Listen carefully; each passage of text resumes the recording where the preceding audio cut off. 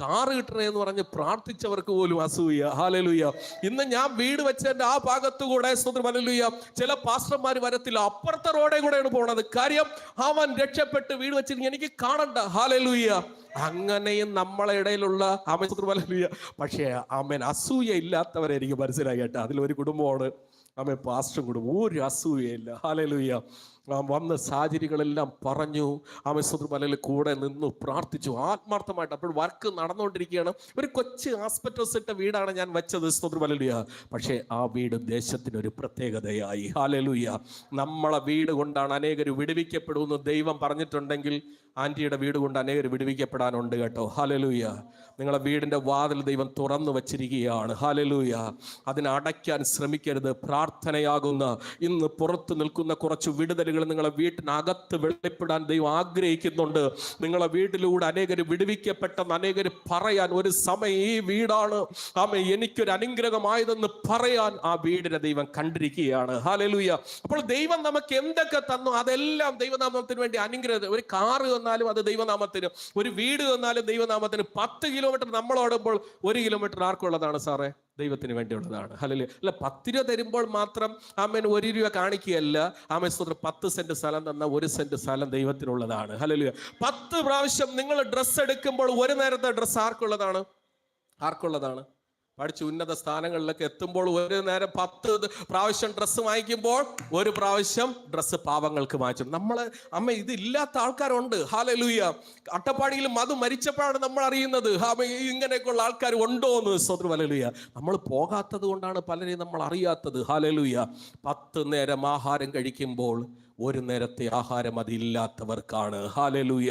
10 kilometre നമ്മളെ വണ്ടി ഉമക്ക് വണ്ടി ഓടുമ്പോൾ 1 കിലോമീറ്റർ ദൈവനാമത്തിൽ വേണ്ടിയും കൂടെയാണ്.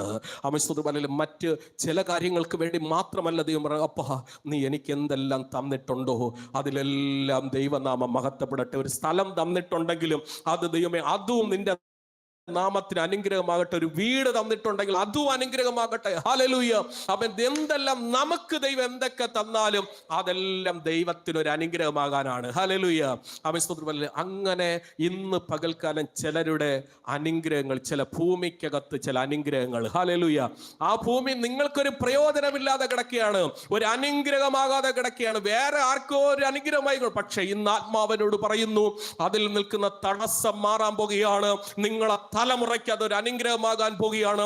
നിങ്ങളെ കുടുംബത്തിന് ഒരു അനുഗ്രഹമാകാതെ കിടക്കുന്ന തടസ്സം, ആ പാരമ്പര്യത്തെ എന്റെ യേശുവിന്റെ രക്തം വെച്ച് ആ വസ്തുവിനകത്ത് ദൈവം അതിനെ തകർക്കാൻ പോകുകയാണ്. ആ യേശുവിന്റെ രക്തം വെച്ച് പാരമ്പര്യ രോഗങ്ങളെ ഇന്ന് യേശുവിന്റെ രക്തം വെച്ച് തകർക്കാൻ പോകുകയാണ്. യേശുവിന്റെ രക്തം വെച്ച് ചില രോഗങ്ങളെ ഇന്ന് യേശുവിന്റെ നാമത്തിൽ തകർക്കാൻ പോകുകയാണ്. ഹല്ലേലൂയ. യേശുവിന്റെ രക്തം, യേശുവിന്റെ രക്തം, യേശുവിന്റെ രക്തം. ചിലതിന്റെ അനുഗ്രഹമാകാതെ ചിലത് കിടപ്പുണ്ട് പാസ്റ്ററെ. ഹല്ലേലൂയ. പക്ഷെ അത് ഇന്നുവരെ അനുഗ്രഹമായിട്ടില്ല. പക്ഷെ കർത്താവ് ഇന്നൊരു ഉറപ്പ് തരികയാണ്, ഈ ഉപവാസം കഴിയുമ്പോൾ അതൊരു അനുഗ്രഹമാകാൻ പോകുകയാണ്.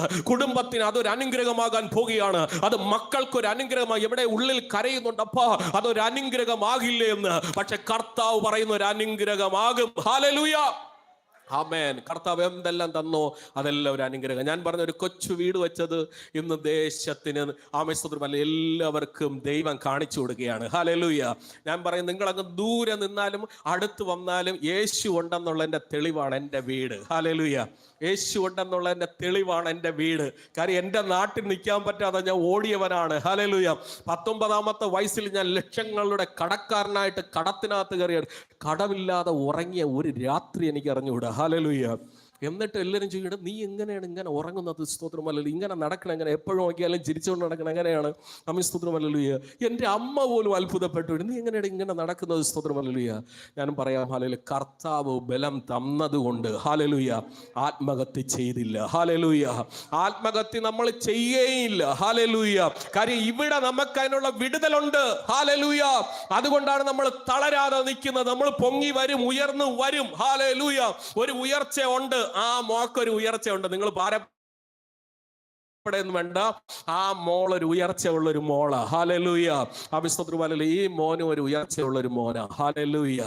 അമേസ്തോത്രമല്ല. കർത്താവ് അവൻ ഇന്ന് പകൽക്കാലം പറയുന്നു, സ്തോത്രം, ഉയർച്ചയ്ക്കെതിരെയുള്ള തടസ്സം ആമേസ്തോത്രമല്ല കർത്താവ് മാറ്റും.